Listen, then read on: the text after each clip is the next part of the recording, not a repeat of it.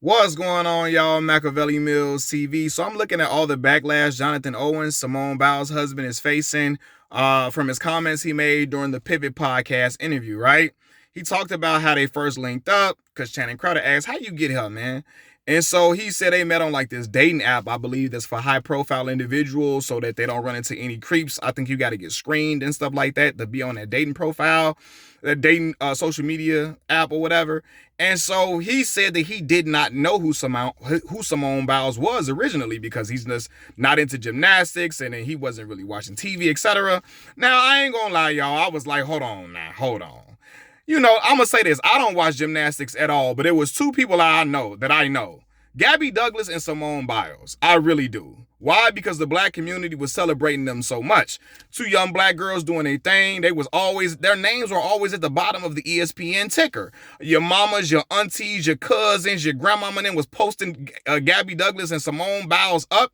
And then with the Larry Nasser, I believe his name is, that sexual assault situation that came up, I really knew who she was and what she looked like. So I'm like, you ain't know who she was, but whatever, right? Maybe he didn't, I don't know, but I kind of was like, your grandmama and them and your auntie and them probably was posting them up, right? And so then basically he was talking about how she, basically how she shot first and all of that. And so I believe, correct me if I'm wrong, Ryan Clark was like, so you the prize in this situation, right? And he was, oh yeah. I always say the men are the prize, right? And so it's a lot of women that don't like that he said that. You know what I mean? And I believe a lot of women don't like that because they feel like he's aligning himself with the Kevin Samuels rhetoric that men are the prize in the situation because, y'all can correct me if I'm wrong, I really wasn't watching Kevin Samuels a whole lot. Rest in peace to the fellow member of Kappa Alpha Psi Fraternity Incorporated. He's a fellow noob like myself. But I remember him basically was saying, like, women depend on men to get married. Women need men to marry them or whatever, to join the house, to be the head of the household, et cetera, to be the leaders of the house, all that type of stuff, right? And so a lot of women do not like the rhetoric of Kevin Samuels. So when they hear another man regurgitate that the man is the prize, sometimes it comes across self-centered. It can come across like, oh, he's aligning with Kevin Samuels' rhetoric, and Kevin Samuels had like a very patriarchal dialogue, you know what I mean? And the women didn't like how Kevin Samuels came across, etc. Right? Now, as for me, I would never tell my woman I'm the prize to her. I don't want her telling me she the prize for me. We are prize for each other. That's just me. I wouldn't tell my woman I'm the prize for her. I don't want her saying she the prize for me at all. We ain't doing none of that over here. We ain't having no pissing contest. We ain't measuring arms. If I'm with you and we together, we are prize for each other. We helping each other some way, somehow progress forward. Progress forward. We're helping each other elevate, obviously, right? But it's a lot of women I heard after that, basically like, yo, Simone Biles, she need to check her husband. She need a new husband. That dude ain't the one for her, etc., etc. Despite how you may feel about if he came across arrogant by saying, I always say men are the prize, you may not like that. And I understand why some of y'all may not like that.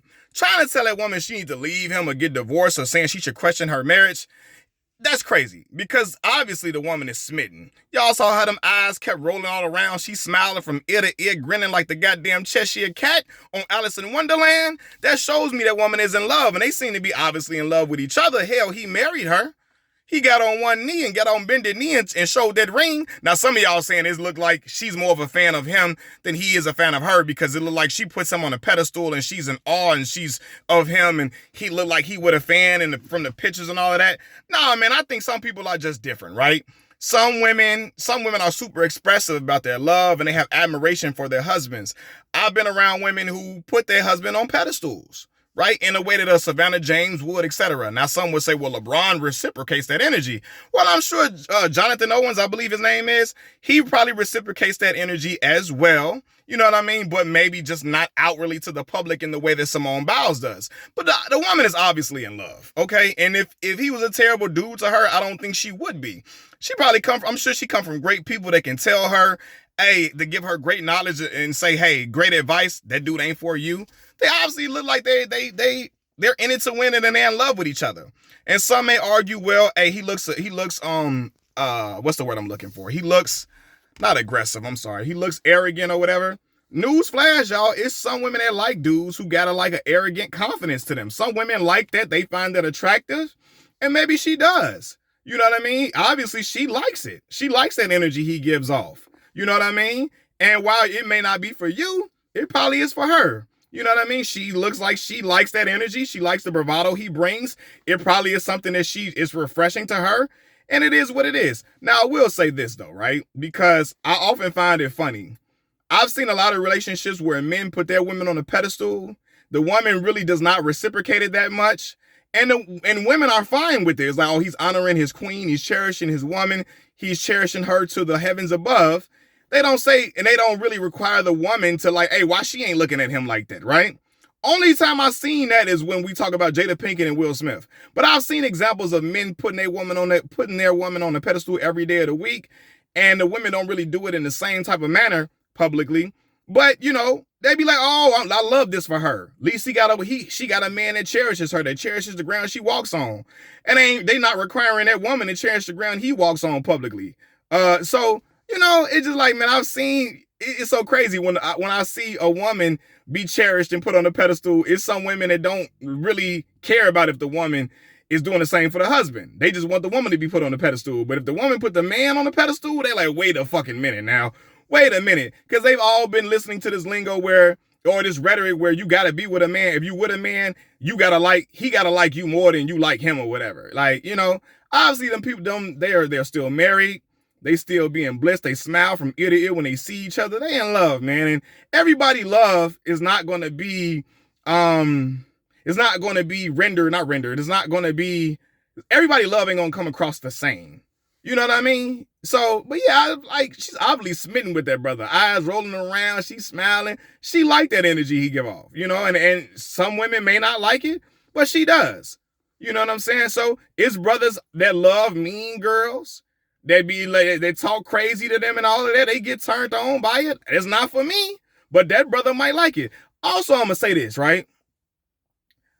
I remember when people were looking at Steve Harvey crazy because they found out Marjorie Harvey was, I'm sorry. Oh my God. Whoa.